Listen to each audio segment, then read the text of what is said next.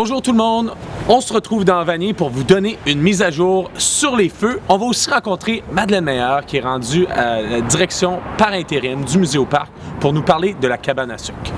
On débute ici sur la rue Lompré. Il y a quelques semaines, on a eu un feu tragique. Comme vous le savez, dans Vanier, depuis 2017, on a eu une série de feux qui élèvent l'anxiété dans notre communauté. Les sites ciblés ont été habituellement des sites vacants, mais plus récemment, ce sont des nouveaux sites de construction qui sont ciblés. Donc, évidemment, ça élève l'anxiété de notre communauté.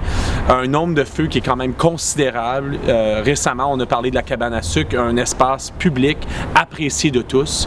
Et puis, évidemment, des nouvelles constructions, c'est tragique pour la communauté, pour les nouvelles familles qui vont y emménager. Moi, je connais la communauté de Vanier comme étant une communauté qui est unie, qui est rassembleur et puis qui met la main à la pâte.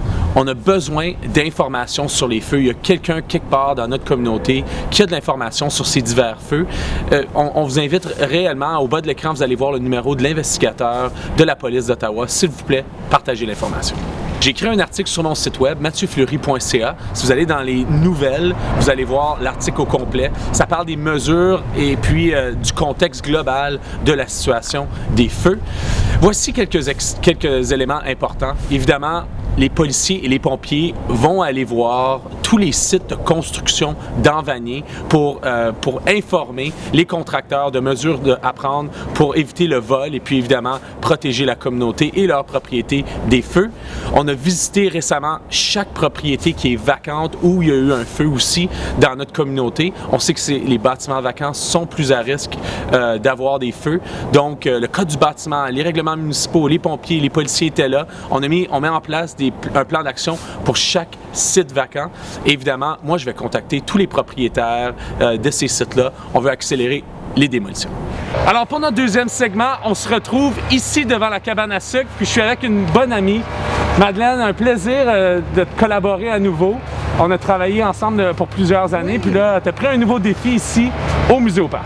Écoute, Mathieu, oui, on a travaillé ensemble. J'ai toujours apprécié ta collaboration. Puis on faisait des belles choses ensemble. Puis là, je suis depuis dernièrement la directrice générale par intérim du Musée au Parc.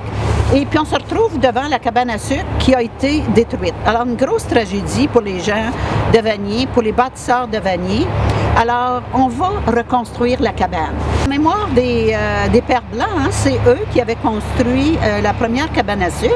Et puis, par la suite, René Doré, l'ancien greffier de la ville de Vanier, ça a été son bébé, ça, construire la cabane à sucre. Et puis, ça fait la fierté des Vaniérois et Vaniéroises, mais aussi de tous les gens d'Ottawa. Alors, oui, on va reconstruire la cabane. Merci à la ville d'Ottawa qui nous sont d'un appui extraordinaire. Et puis, on a déjà en place un comité de reconstruction. Et on m'a demandé de présider le comité. Et puis, on attend présentement le rapport des assureurs.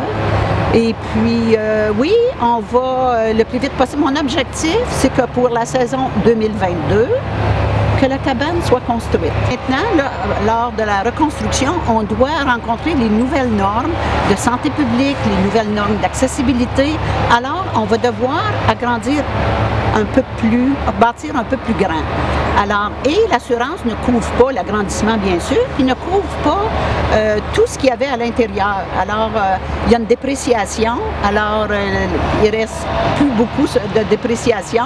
Alors, ça, c'est des coûts qui vont revenir à nous de payer tout l'équipement à l'intérieur, sauf un certain montant que l'assurance va nous donner. Alors, c'est pour ça on fait appel aux gens. Les gens ont été généreux à venir jusqu'à date. On fait appel aux gens de contribuer à la reconstruction de la cabane à sucre. C'est sûr, l'argent va venir pour reconstruire comme elle était, mais vu qu'on doit ajouter la cabane à sucre, ça ne couvre pas ces coûts-là. Alors, on modernise la cabane à sucre sans perdre l'identité de la cabane à sucre à travers la reconstruction? Non. Par exemple, l'évaporation. On ne peut plus, selon les normes de santé publique, d'avoir l'évaporateur au milieu de la cabane où tout le monde a accès. Alors, ça va être construit à l'extérieur, mais avec un mur de vitre. Alors, les gens vont pouvoir voir tout le processus. Vive l'expérience. Vive l'expérience, mais sécuritaire au point de vue de santé publique. Excellent. Bien, dans tout ça, évidemment, l'assureur va couvrir un montant, la ville est partenaire, puis on fait appel à la communauté. C'est un beau projet rassembleur. Oui. J'ai confiance, on travaille main dans la main pour qu'en 2022, on puisse prendre des bonnes crêpes puis profiter du sirop d'érable local. Oui, puis la générosité des gens est incroyable. Les gens nous appellent, écoute, on veut vous aider, on veut fournir ceci, on veut fournir cela. On ne peut pas toujours dire oui parce qu'on est quand même restreint par l'assureur, mais c'est d'une belle générosité. En tout cas, je suis vraiment touchée par la collaboration des gens. Merci beaucoup, Madeleine. On va vous partager à l'écran le site web du Musée au Parc. Vous pouvez faire les dons en ligne.